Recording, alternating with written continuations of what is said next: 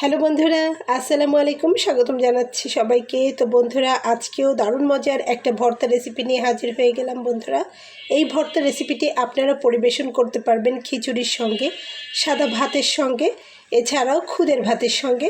বন্ধুরা, এখন যেহেতু বৃষ্টি হচ্ছে, প্রায় বাড়িতে কিন্তু খিচুড়ি, খুদের ভাত এগুলো রান্না হচ্ছে। তো সেই কথা চিন্তা করে চলে এসেছি ভর্তাটা নিয়ে। এই ভর্তা রেসিপিটি খেতে ভীষণ মজার। পেঁয়াজ ছাড়া তৈরি হবে ভর্তাটি, শুধুমাত্র ঝাল এবং রসুন যোগ হবে বেশি পরিমাণে। তো বন্ধুরা, একদম বড় বড় তরতাজা পটল, তার খোসাগুলো আমি এখানে ছাড়িয়ে ভালোভাবে ধুয়ে পানি ঝরিয়ে নিয়ে নিয়েছি। আপনাদেরকে একটু কাছ থেকে দেখিয়ে দিচ্ছি। আর নিয়ে নিয়েছি বেশ কিছুটা শুকনো মরিচ। তো শুকনো মরিচটা আমি আগে থেকে ভেজে নিয়েছি তেল দিয়ে, দেখুন চকচক করছে, দেখে বোঝা যাচ্ছে। আর এখানে আমি একটি মাত্র বড় সাইজের রসুন নিয়েছি। এই রসুনটাতেই হয়ে যাবে, আর লাগবে না। তো বন্ধুরা, আশা করি বুঝতে পেরেছেন আপনারা। বন্ধুরা, রসুন এবং শুকনো মরিচের পাশাপাশি এই ভর্তা রেসিপিটিতে এখানে আমি সরিষার তেল নিয়ে নিয়েছি। শুরু থেকে আর শেষ পর্যন্ত সরিষার তেল দিয়ে ভর্তাটা কমপ্লিট করা হবে। একদমই ঝাঁঝালো এই রেসিপিটি। আশা করছি আপনাদের ভীষণ ভালো লাগবে। তো বন্ধুরা, সম্পূর্ণ ভিডিওটি কন্টিনিউ করবেন। তো চলুন বন্ধুরা, দেখিয়ে দিচ্ছি রেসিপিটি কিভাবে তৈরি করব। আশা করছি আপনাদের ভালো লাগবে। বন্ধুরা, আমি একটা ফ্রাই প্যান নিয়ে তাতে অনেকটা পরিমাণ তেল দিয়ে নিয়েছি। আর এখানে আমি নিয়ে নিচ্ছি পটলের খোসাগুলো। সবগুলো আমি দিয়ে নিলাম।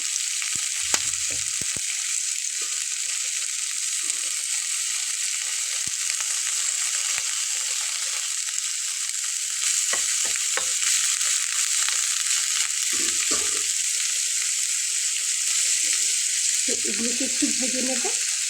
তো উপর থেকে আমি সামান্য একটু লবণ ছড়িয়ে দেবো। বন্ধুরা, এই যে আমি উপর থেকে সামান্য একটু লবণ দিয়ে নিচ্ছি। হলুদ দেওয়া লাগবে না, শুধুমাত্র লবণ দিয়ে এটাকে উল্টে পাল্টে সুন্দর করে মুচমুচে করে ভেজে নেব। তো সেই জন্য তেলের পরিমাণটা একটু বেশি দিয়ে নিতে হবে। আমি এখানে প্রথমেই তেলের পরিমাণটা বেশি দিয়ে নিয়েছি।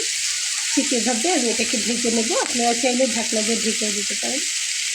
তো বন্ধুরা, শুধুমাত্র তেল দিয়ে কিন্তু ভেজে নিতে হবে। এই যে আমার এগুলো লাল লাল হয়ে গেছে, এখানে ছিটে ফোটাও পানির ব্যবহার আমি করিনি।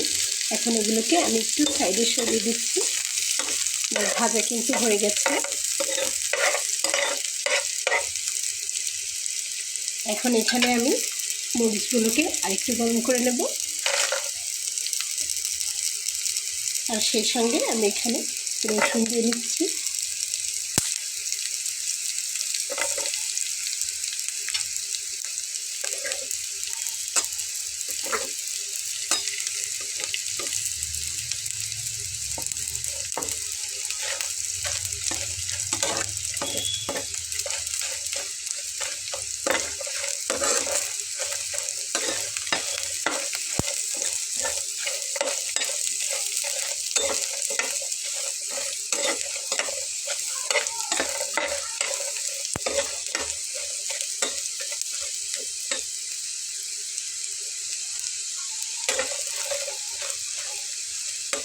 বন্ধুরা, সবগুলো আমার ভেজে নেওয়া হয়ে গেছে।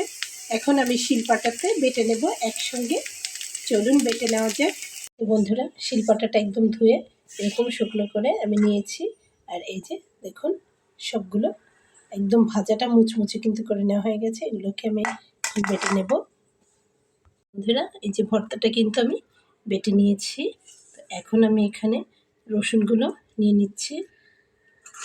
তো আমি এখানে বড় সাইজের একটা রসুন নিয়েছিলাম বন্ধুরা।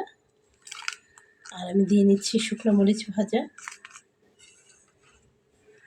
ঝালটা কিন্তু যে যেমন খেতে পছন্দ করে তেমন করে দিতে হবে। আর ঝালগুলো একদম মুচমুচে রয়েছে। এখন আমি এর সঙ্গে বেটে দিয়ে নেব। বন্ধুরা, ঝাল আর রসুনটা বেটে নিয়েছি, আর আমি খানিকটা সরিষার তেল দিয়ে নিয়েছি। এখন ভর্তাগুলোকে আমি একসঙ্গে করে মাখিয়ে নেব ঠিক এইভাবে।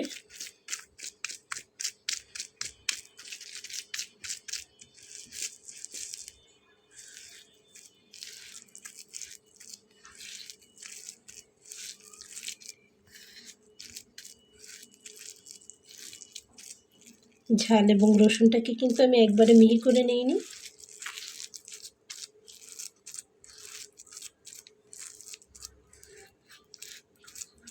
তারপরে আমি আপনাদেরকে প্লেটিং করে দেখাবো। আর আমার এটাতে কিন্তু লবণটা কোনো একদম ঠিকঠাক মতো হয়েছে। তো বন্ধুরা দেখুন, ভর্তা রেসিপিটি কিন্তু একদম কমপ্লিট হয়ে গেছে। তো শুকনো মরিচের ঝাঁঝ আর রসুনের ঝাঁঝালো পটলের খোসার এই রেসিপিটি আশা করছি আপনাদের অনেক ভালো লাগবে বন্ধুরা।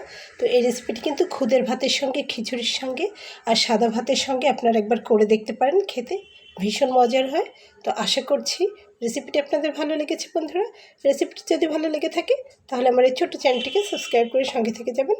দেখা হবে পরবর্তীতে নতুন কোনো রেসিপি নিয়ে। সেই পর্যন্ত সবাই ভালো থাকবেন। আল্লাহ হাফেজ।